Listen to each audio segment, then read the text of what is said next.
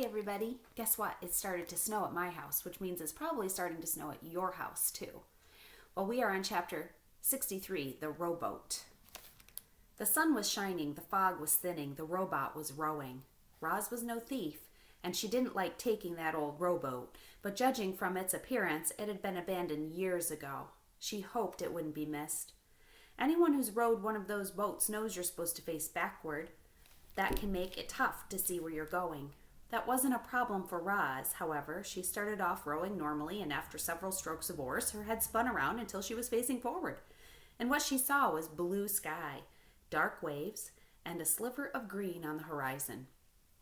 "We're in a bay," said Bright Bill, swooping down in the boat. "To the north, in that distant coastline, and the east is open water. To the west, a seaport, and to the south is the village and the wolf." It seemed for travelers had no choice but to cross the bay. Luckily, Roz could row long and fast. Bright Bill settled in for the ride, and the robot's mechanical muscles started pumping. She pulled and pulled and pulled on the oars, and the robot glided through the waves. Roz was nervous. Time and again, the robot's survival instincts had stopped her from going into deep water. Now an old rowboat was all that separated her from the murky depths. She couldn't wait to feel solid ground beneath her feet again. As they rowed deeper into the bay, the waves got larger and rougher. Gigantic swells of water rolled in from the open ocean and started tossing the boat like it was a toy. The waves finally became too much for Bright Bill. He spread his wings, lifted up to the breeze, and anxiously looked at the choppy surf ahead.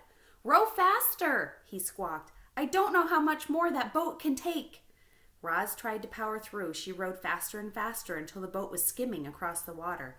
Too fast. The oar snapped, then to the right, and suddenly the boat was at the mercy of the waves. "Hold on, Mama!" cried the goose. "Here comes a big one!" The rowboat was pulled up the side of a towering wall of water. It teetered at the top, and then the boat went crashing down to the other side with such force that the whole thing splintered apart. Roz felt water surging around her. She clung to debris and kicked her legs, but she wouldn't stay afloat for long. The robot began to sink. The goose floated above. The ocean sloshed and rolled. Then there was a sudden burst of air from somewhere nearby. Bright Bill looked toward the noise, but only saw a sea spray drifting on the breeze, and when he looked back to his mother, she was slipping below the surface. "What can I do, Mama?" he cried from above. "Tell me what to do." "There is nothing more you can do," came Roz's gargling voice. "I am sorry." The young goose could only watch as the ocean dragged the robot down, down, down. I can't leave you there. I have to read 64, The Sea Creature. Bright Bill hovered on the wind and watched his poor mother sinking into the depths. He could still see her body sparkling brightly against the darkness, but she was fading fast. The goose closed his eyes, hoping this was all a very bad dream. He heard the distant horns of ships by the seaport. He heard buoys clanging at the harbor. He heard ocean waves churning and frothing louder and louder and louder and louder. The goose opened his eyes and saw the ocean bulging upward. A giant sea creature was rising from the deep. It breached the surface and sent waves rolling away. The creature had a large mouth and long fins and a wide back that curved down in the water. There was a loud burst, and mist shot from a blowhole. As you might have guessed, reader, the giant creature was a whale.